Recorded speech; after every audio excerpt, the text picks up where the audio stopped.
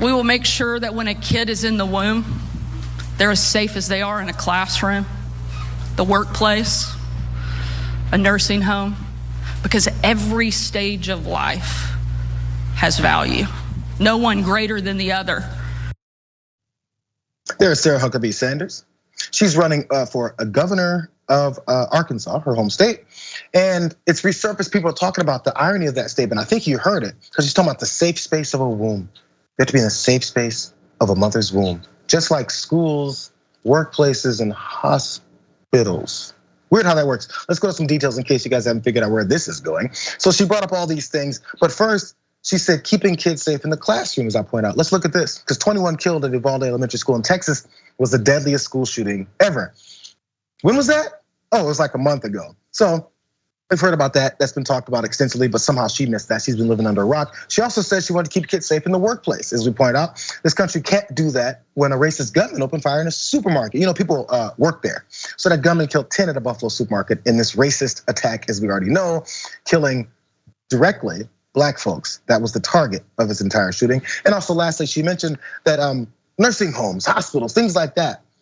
The same issue happened in an Ohio mass shooting back in 2017. Kirkersville shooting, 3 dead, including police chief at an Ohio nursing home. It's almost like she researched this to say the opposite of reality. Also, there was that shooting at that hospital in Tulsa, which was about a week after the Uvalde killing of those children there.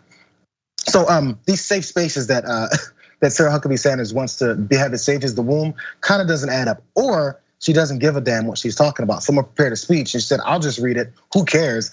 I'm only saying this just to get people to get me on record and say, hey, look, I'm running for governor. You're supposed to vote for me because of my name and because Donald Trump backs me. That's all they care about. As a matter of fact, if anybody brings this up to her, I have a feeling she'd probably laugh at them. You're right, F them, right? Because that's where the Republican Party stands, Jackson.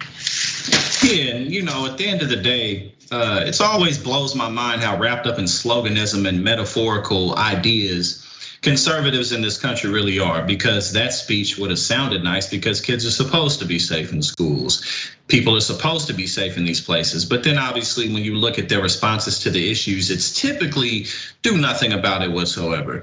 That's typically the conservative response. And again, when I say sloganism and metaphors, somehow family and a stronger belief in God is always the answer to everything, because then people will just act right within society if somehow, but again, obviously, as we just pointed out, as more women are forced to bear children, there will be more broken families. So again, it's like when you live your life through the lens of slogans and metaphors, you're gonna run into problems constantly. But conservatives are so wrapped up in themselves that they can't see what's right in front of them. But it sucks because it works. Again, if we talk about this and bring up, hey, you guys talk about how safe the womb is supposed to be and compare it with things that are absolutely not safe, that we've been saying, hey, maybe we should make these things safer, and they don't care.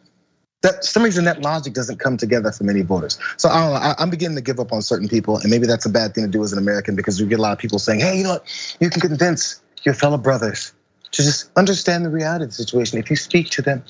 We've been speaking to them. No, man, some people are too far gone. Some people respond with a gun in your face, because that's what they've been pushing. When some people say, hey, let's talk, and the other leaders say, hey, let's shoot, we see what we've been seeing.